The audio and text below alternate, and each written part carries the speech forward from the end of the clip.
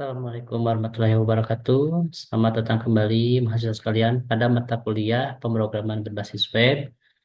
Pada pertemuan ini kita akan belajar tentang JavaScript.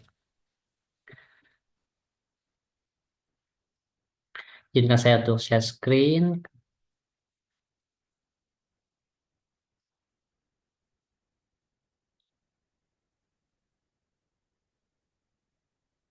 Nah, pada mata kuliah ini kita akan mengenal tentang JavaScript. Nah, atau bahasa pemrograman untuk web interaktif ya.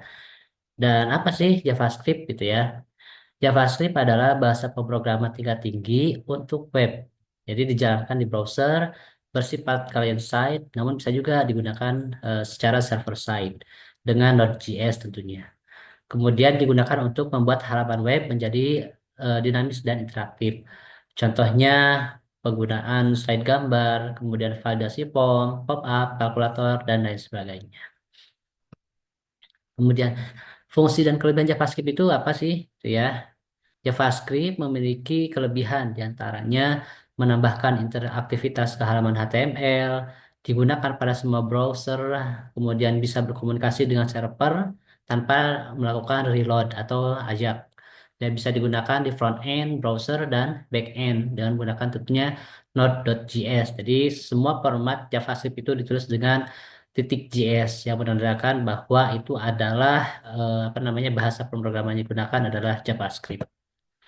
Nah, cara penulisan JavaScript itu sendiri ada tiga. Yang pertama bisa digunakan di internal CSS. Kalau digunakan di internal CSS, kita wajib melakukan tag awal dengan style dan tutup akhir tag garis miring style.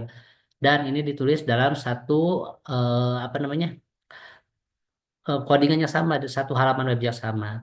Atau bisa kita membuatnya di external CSS. Kalau external CSS kita membuat sebuah file JavaScript ya, tetapi kita memanggilnya gitu ya dengan cara link rel stylesheet harep style.css. Artinya file JavaScript itu ada di file lain dengan nama filenya adalah style.css. Atau JavaScript juga bisa digunakan di inline CSS. Nah, di mana dengan menggunakan inline CSS ini apa namanya codingan JavaScript itu satu baris gitu ya. Ditampilkan ketika kita misalnya mengklik button. Salah satu contohnya misalnya mengklik button hapus, kemudian tampil pesan apakah Anda yakin akan menghapus. Jadi seperti itu ya cara penulisan JavaScript-nya. Nah, berikut adalah salah satu contoh daripada penerapan JavaScript dengan menggunakan internal. Nah, di mana ketika button on click ditampilkan, itu akan memanggil pesan daripada script yang ada di table function. Nah, di mana pesannya akan muncul ketika button klik saya diklik ya. Klik saya maka akan muncul pesan, halo ini adalah pesan dari JavaScript. Nah, itu dia pengertian secara singkat tentang JavaScript. Saya harap mahasiswa sekalian dapat mempelajarinya dan memahaminya.